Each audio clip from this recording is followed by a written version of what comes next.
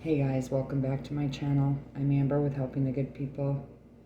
Today's video, I'm not sure how long it's going to be. I just know that I have some things that I'd like to discuss with you guys, and also some stuff that I want to read for you guys.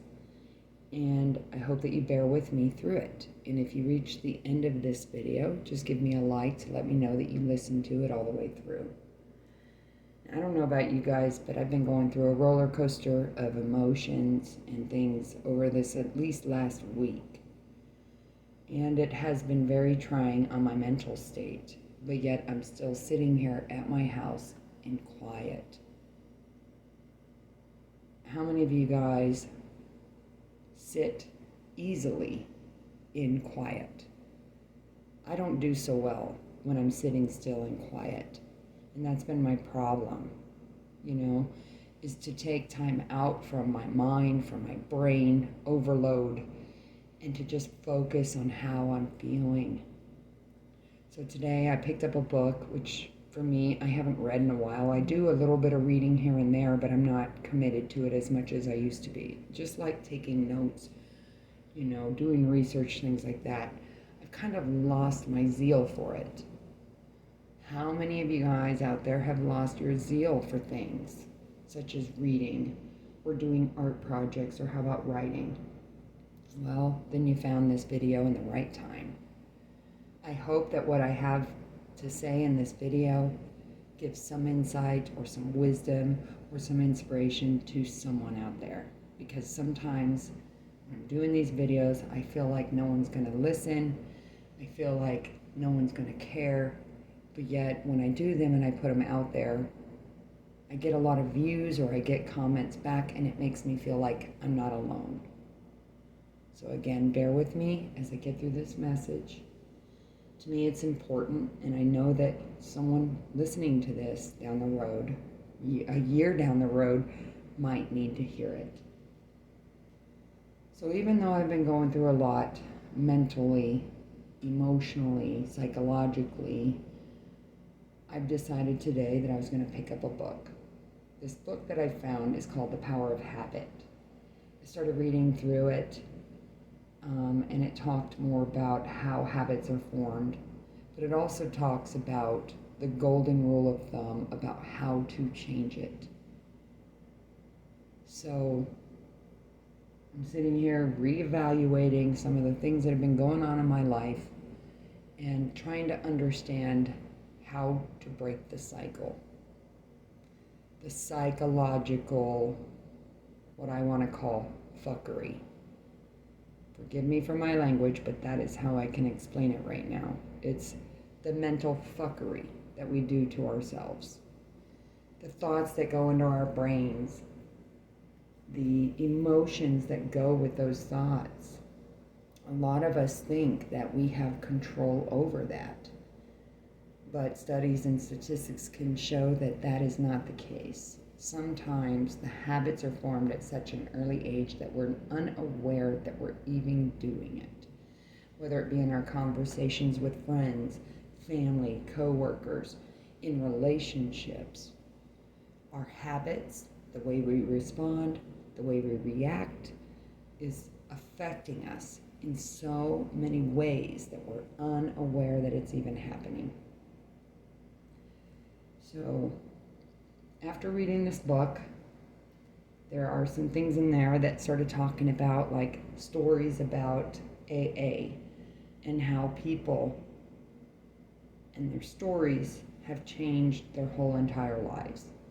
Serious accidents where their child got hurt, or a family member died and they went to the nearest bar and got drunk, and then tried to drive home and got into another serious accident.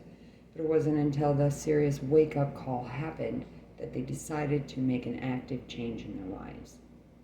I'll tell you, I was raised by alcoholics, drug addicts, abusers, narcissists. My relationships of myself have reflected onto others because of the trauma. But at the same time, I've been unaware of it. Over the years, I've practiced mindfulness, I've practiced meditation, yoga, exercise, painting, writing, whatever it was that I could do to get out of my head. Those are healthy things that we can do, right? And sometimes it's just not enough. For me, I have a hard time sitting by myself in quiet. So, something pulled me back into the Bible. And I opened up my Bible notes, and to my amazement, I realized that the last time that I sat down and did Bible study was in February of this year. That's how long it's been since I've sat with the Bible. I didn't get raised in a church. I wasn't given a Bible. I was raised atheist. You know,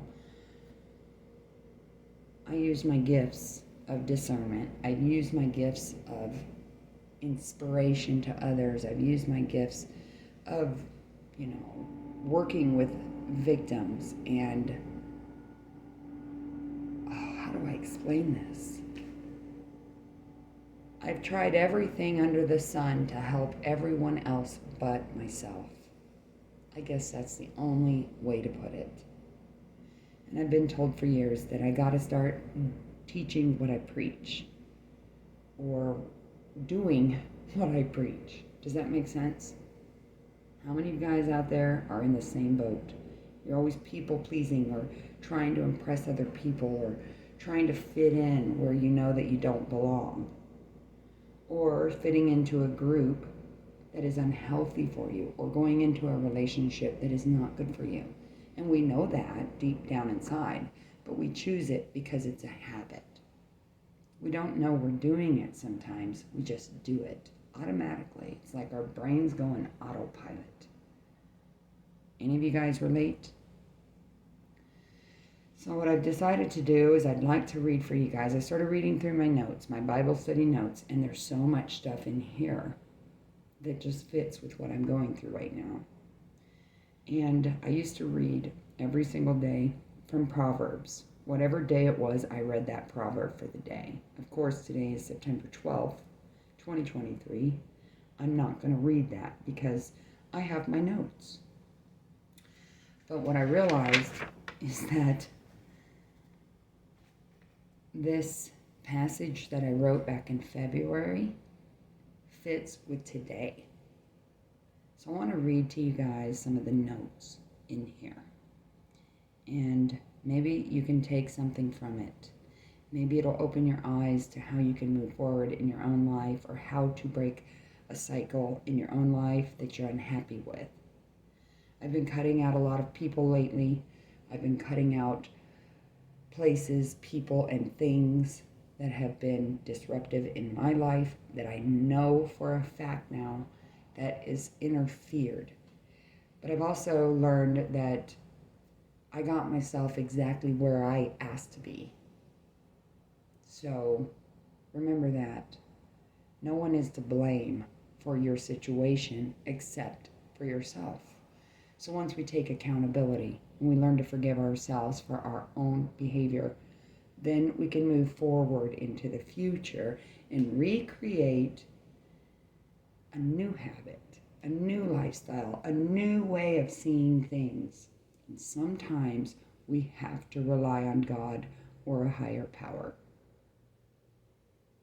People have always asked me, do you believe in God? Well, I just believe in a higher power. I know there's someone out there, and I talk to them every day, whether that be spirit or your ancestors or God, Mother Mary, whatever.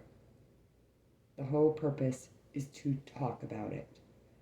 You don't have to tell anybody you're reading from the Bible. I used to tell my son that all the time. You don't have to say a word, but just do it, Don't be ashamed to talk to yourself, to God, all right? Peace I leave with you, my peace I give to you. Not as the world gives do I give to you. Let not your hearts be troubled, neither let them be afraid. I wrote here in the passage, forgiveness, peace, and putting others first are some of the characteristics that make one great in the future kingdom of God, by Matthew. Proverbs 10 through 12 speak about the tongue. The tongue can pierce like a sword, or it can be a voice of inspiration. Be careful of speaking. Your words are your truth. Be wary of your choice words before speaking. Question your motives and those whom you associate with first. Are your words worthy of speaking to those who are listening? Are they worthy of praise, or are they to hurt or injure the listener? Question yourself and your motives to why you speak. Why do you speak? Who do you speak of? Why do you need to speak? What's your motives? What's your value? What's your expectations? What's your intentions? What's your outcome? The who, what, when, where, why, and how of life, right? I'm going to continue to read. I hope you're still here. These are things that I got from the Bible study back in February. So it definitely relates to now. When one is lost and seeking advice, who can be trusted? Who can give honest advice even if the answers you seek can hurt with the truth? Can you accept honest criticism? If you open up, can you trust the ones you seek for guidance? Some people harbor hatred against you in their hearts, yet pretend to understand. How do you react when faced with this hatred? I haven't done so well on that one. I gotta admit it now. How do I react when faced with hatred? Do you know the trickery when it's present, and do you respond in the same way? Or do you accept that the trickery is not your problem, but theirs? Can you accept the truth when it hurts? Good question to ask, right? Evil people don't know why they are evil most of the time. They don't know why they do what they do, as they harbor hatred from their own sins. Evil people are not happy with themselves unless they are bringing you down to their level. That is the truth. Right there, they harbor hate in their own hearts because of their own sins. Proverbs 12:12, 13, and 18. The wicked desire the plunder of evil men, but the root of the righteous flourishes. An evil man is trapped by his sinful talk, but the righteous man escapes trouble. Reckless words pierce like a sword, but the tongue of the wise brings healing. Some evil people hate to see you flourish and wish to lie to others about you. However, those who believe the lies should question the one who lies. Does this person have a history of hateful speech? Does this person accept criticism when confronted? When faced with adversity, can you respond with peace? When someone insults you or annoys you, it's natural to retaliate. This solves nothing and only encourages trouble. I came across something about that yesterday where I was threatened in a conversation on text message. And of course I reacted and responded back in text, and later realized that it was a power play. It was just to upset me and ruin my day, and at first it did. But then I caught it and I said, you know what? I'm not going to do this. I'm not going to play this game anymore. Okay? That's what I got from that part right there. It's an insult. It was an annoyance, and it solves nothing to fight back, right? So, button your tongue if you can. Smile. And don't let them win. Don't give their power away by reacting. I'm still learning that the hard way, but at least I acknowledge that I'm doing it, right? Can you find control of your tongue with a peaceful response? Your positive response will achieve positive results. Answer slowly and quietly. I didn't do that yesterday. I'm admitting that. Anyhow, on to the next. Are you capable to walk away peacefully? Prudent people have a quiet confidence.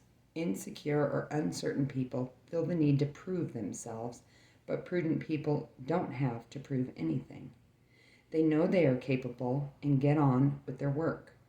You don't have to show off, just stay modest. Watch your words as they are your truth. People will notice your choice words, so make use of them with peace, not war. Others will seek honest advice, will seek you out before the fool, as they will feel secure in your presence. Stay open to criticism, as not everyone wishes to see you succeed. Not everyone will see the light in your situation or see the ways forward with optimism because they lack it in their own life. Some people are not your friends. They seek to destroy your light. Don't ever think you are deserving of this behavior of lies and manipulation, as it's not your truth. Okay, it's not the truth. Don't ever think that. And if you do, I'm here to tell you, don't believe any of it. The devil is a liar, right? Dishonesty at the hands of evil people will be exposed for all to see in due time. In other words, give it to God. Remain calm, speak slowly, and seek people who uplift you, not make you stumble. Going on to Proverbs 13. Now, mind you, I'm reading from my Bible notes from February of 2023, which still relates to today. As I said, I do Bible study and I read from Proverbs for the day. So, take with this however you wish, okay? Thank you all. He who guards his lips guards his life, but he who speaks rashly will come to ruin. In order to master self-control, one must control what you say. Words can cut and destroy. The tongue is a small part of the body, but it makes great boasts. Before reacting, stop and think before you react or speak. When you control this small and powerful member, you can control the rest of your body. That brings me back to a day I was sitting with my therapist of 12 years, and he said, Amber, there's nothing wrong with you. You just need a change in scenery, more sleep, less stress. And if you can learn to control your emotions, the rest of your body will follow. And I've been practicing that ever since. But I never saw it that way. So think about it that way. If you can control your emotional state, then you can control the rest of your body. It will also help you control how you react and respond to people, especially people who wish ill will on you or want to ruin your day. That's what I just got from that. So thank you, Dr. Parkinson. Woohoo! Living right is a choice. Every good choice follows more good. Every evil choice follows the same pattern, but in the opposite direction. When following good gives a greater sense of happiness, yet following evil choices only brings confusion and destruction.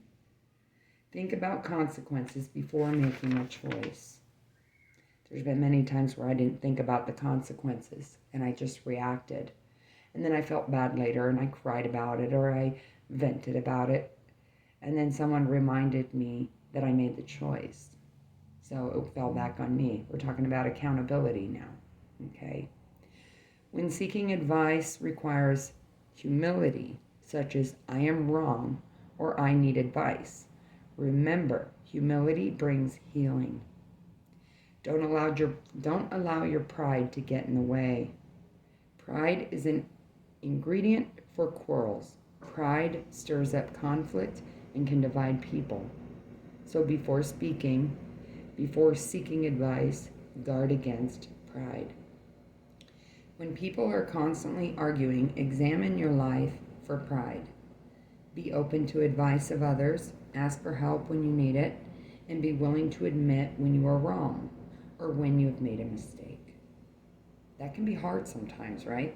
It can be hard to admit, hey, I'm wrong. When we ignore what is right, when pride gets in the way, and you ignore it, it will lead you to breakdowns, accidents, and failures. When communication comes in, whether through a message or a person, we must choose our words carefully before responding. Some information can be false. Evaluating who is giving the message. Hold on, let me see. Evaluate who is giving the message. Are they truthful facts or are they inaccurate? If pride gets in the way or we wish to harm someone with the information, it can lead to bloodshed.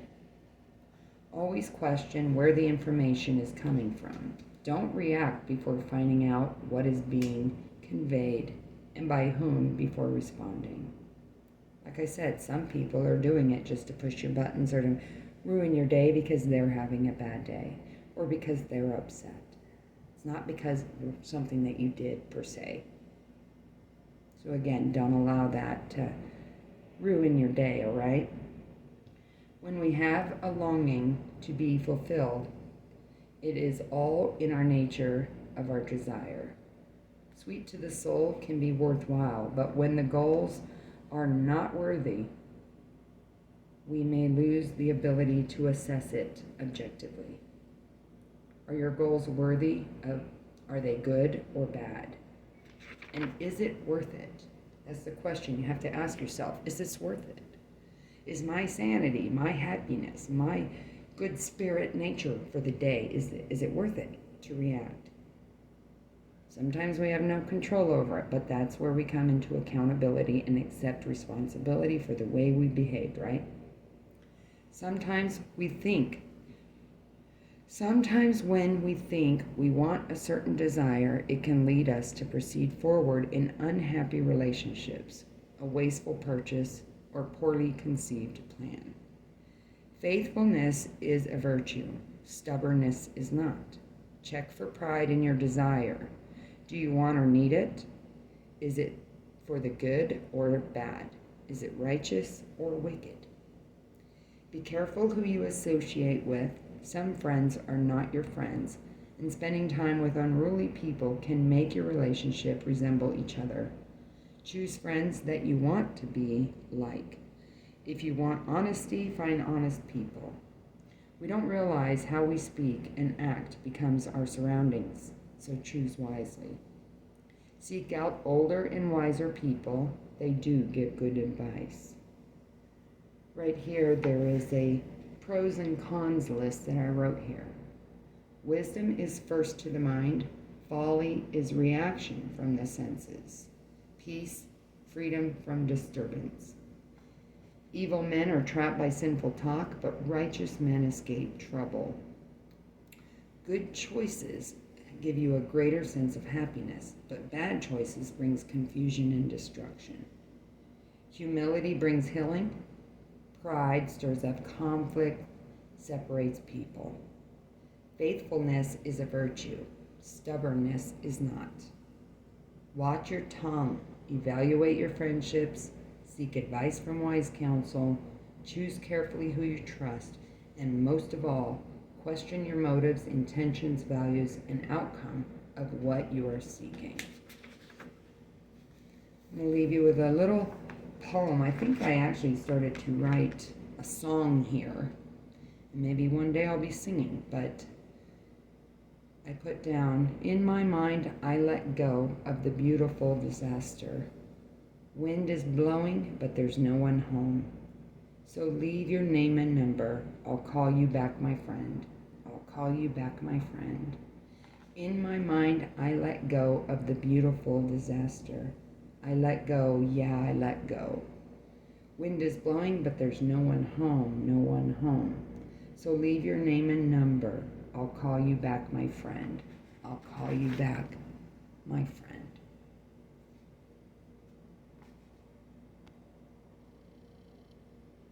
If you've made it to the end of this video, please give me a like. You can subscribe and share if you dare. And thank you for listening.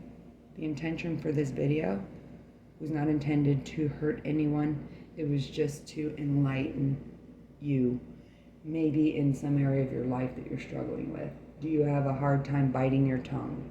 Do you react automatically when you get upset? Are there things in your life that you need to let go of? Are there people who are disrupting your life that you know for a fact are doing that, but yet you're allowing it? What is it that you need to focus on for yourself, for self-satisfaction, to feel whole inside and know that you are not the problem? The way we react and respond is the problem. Are you aware of that? And if not, I hope that I was able to enlighten you with it. Again, thank you for liking, subscribing, and sharing, and continue to do so. And have a beautiful and wonderful day. I'm Amber Johnson, again here with Helping the Good People in Tucson.